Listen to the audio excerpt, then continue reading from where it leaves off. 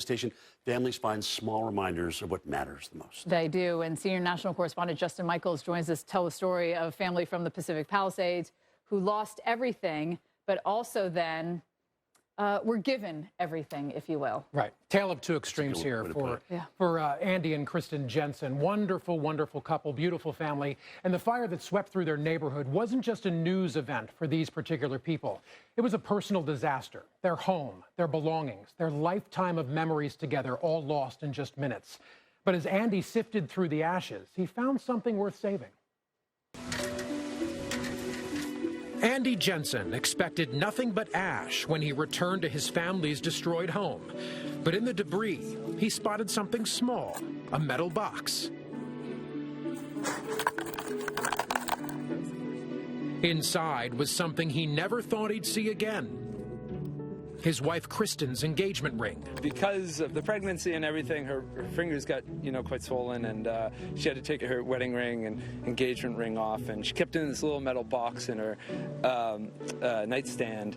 And when the fires hit, I was at work, and she called me, and she was actually working from home, and she just, the smoke everywhere, she just left. With their home gone and their lives uprooted, the Jensens had little time to process the loss. Just 2 weeks later, their family grew. And it kind of gives perspective. It's just stuff at the end of the day, and we'll be all right, and, life goes on.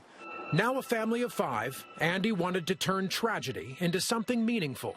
I didn't even know if it was salvageable. I found a jeweler who kind of specializes in jewelry recovery after fires. I added in the gemstones of our 3 kids. Andy gave the restored ring to Kristen on Valentine's Day. Other priceless memories, like a set of wine bottles from their wedding filled with handwritten notes to open on special anniversaries, were also destroyed in the fire. And people put in notes that we would then open up at different times in our lives, like first baby, first house, and they were sadly all gone. You can kind of see some of the remnants there, but the glass itself burned. My son's bedroom was back there. All of his toys are plastic and cloth. I knew there was going to be nothing, but part of me was pulling to get back here as soon as possible. Some of his toys, his blanket, he's got a teddy bear that he loved. That was mine when I was a little kid, and now it's his, and it wore the clothes he came home with from the hospital, so I knew that wasn't going to make it, but I was hoping. But through all the loss, Andy says there has been one unexpected gift. It's like such a wonderful silver lining to all this. I mean, we have friends of friends of friends reaching out, either with donations or what have you, or just a nice note. And it's so comforting to know you just have this incredible network of support throughout the whole country, really. Despite losing everything, the Jensens say they're focused on the future, and they also say the restored ring will serve as a reminder, not of what was lost, but of what they built together. Lovely family.